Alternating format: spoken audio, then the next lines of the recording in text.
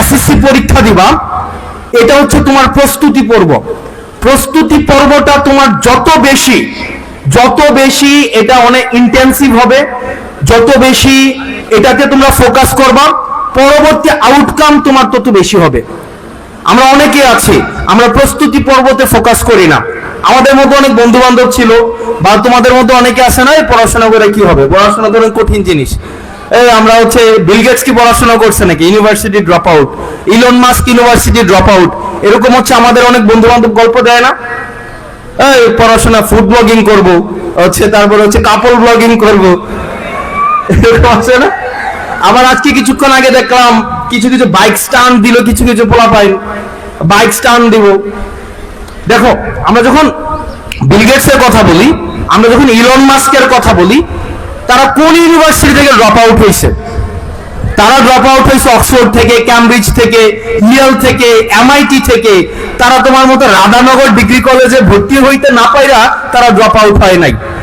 তাদের কাছে মনে হয়েছে পড়াশোনার জন্য আমরা যে সময়টা দিব, এটা যদি আমি প্রোডাক্টিভ কোনো কাজে আমরা ইনভেস্ট করি, আরো আউটকামটা বেশি হবে। সুতরাং রাধানগর কলেজ ডিগ্রি কলেজে ভর্তি না হতে পেরে ড্রপ আউট, আর অক্সফোর্ড ইউনিভার্সিটিতে চান্স পাওয়ার পরেও পড়াশোনা করেও ওখান থেকে চলে আসা, দুটো কিন্তু সেম না। অনেকে আছে আমরা মনে করি যে একাডেমিক পড়াশোনাকে আমরা গুরুত্ব দেই না, অনেকে আছেন আমরা একাডেমিক পড়াশোনাকে কিন্তু গুরুত্ব দেই না। এটা একটা ভুল ধারণা। একাডেমিক এক্সিলেন্স একটা সিগন্যাল, পুনরাবৃত্তি করছি, একাডেমিক এক্সিলেন্স একটা সিগন্যাল। তুমি যখন তোমার সোসাইটিতে যাবা, তুমি যখন কারো কাছে তুমি পরিচয় দিবা যে তুমি বুয়েটের শিক্ষার্থী, তুমি ঢাকা ইউনিভার্সিটির শিক্ষার্থী, তুমি চুয়েটের শিক্ষার্থী, তোমার ইনস্ট্যান্ট ওই মানুষটার কাছে একটা সিগন্যাল যায় যে এই ভদ্রলোক বা এই ছেলেটা বা এই মেয়েটা অন্যদের তুলনায় আলাদা। যেমন দেখো, আমাদের মতো তো অনেকে আন্দোলন করছে, করে নাই? বা অনেকেই তো আমাদের থেকে ডেডিকেটেড বেশি ছিল। ইনস্টিটিউশনাল প্রিভিলেজ একটা বিষয় আছে। আমরা শুধুমাত্র একটা ভালো ইনস্টিটিউশনে পড়ার কারণে আমরা একটু বেশি প্রিভিলেজ পাইছি। এই কারণে তোমরা যারা মনে করো যে একাডেমিক পড়াশোনাটা কম গুরুত্বপূর্ণ, তারা এই কাজটা কখনো করো না। একাডেমিক পড়াশোনা একটু গুরুত্ব দিবা। পড়াশোনা করতে খারাপ লাগে কার কার? পড়াশোনা খুব বিরক্তিকর জিনিস। মিথ্যা কথা বলতেছো তোমরা, কয়দিন পরে পরীক্ষা দিতে যাইবা। পড়াশোনা করা খুব কঠিন জিনিস, একদম পৃথিবীতে যতগুলো কাজ আছে এর মাঝখানে সবচেয়ে কঠিন যদি কোনো কাজ থাকে, যেমন ওই যে সরকারি কলেজে একটা লেখা ছিল, আমি যখন ক্লাস 5-6 সরকারি কলেজের দিকে খেলতে যাইতাম, একটা দেয়ালে একটা লেখা ছিল, কঠোর রোদে বসে পাথর ভাঙার চেয়ে লেখা অনেক কঠিন। আর আসলে কিন্তু সত্য, মানে লেখার থেকে কঠোর রোদে বসে তুমি পাথর ভাঙার থেকেও লেখাটা অনেক কঠিন। পড়াশোনা কিন্তু আসলে কঠিন জিনিস, তাই না? এখন এই পড়াশোনা করতে ভালো লাগে না কার কার? Can you please raise your hand? পড়াশোনা করতে ভালো লাগে না কার কার? ও গুড। তুমি কিন্তু এখন যদি পরীক্ষা কয়েকদিন আগে আসছে, মিথ্যা কথা বললে কিন্তু পরীক্ষার হলে ধরা খাবা। ওকে, অনেকেরই পড়াশোনা করতে ভালো লাগে না, এটা খুবই স্বাভাবিক। তোমরা ট্রেনের মেকানিজমটা জানো? ট্রেন কেমনে চলে? তুমি দেখবা একটা ট্রেন যখন থেমে থাকে, একটা ট্রেনের চাকার নিচে যদি তুমি একটা কাঠের একটা টুকরা দাও, ট্রেনটা চলতে পারবে না। জাস্ট একটা কাঠের টুকরাকে অতিক্রম করতে পারবে না।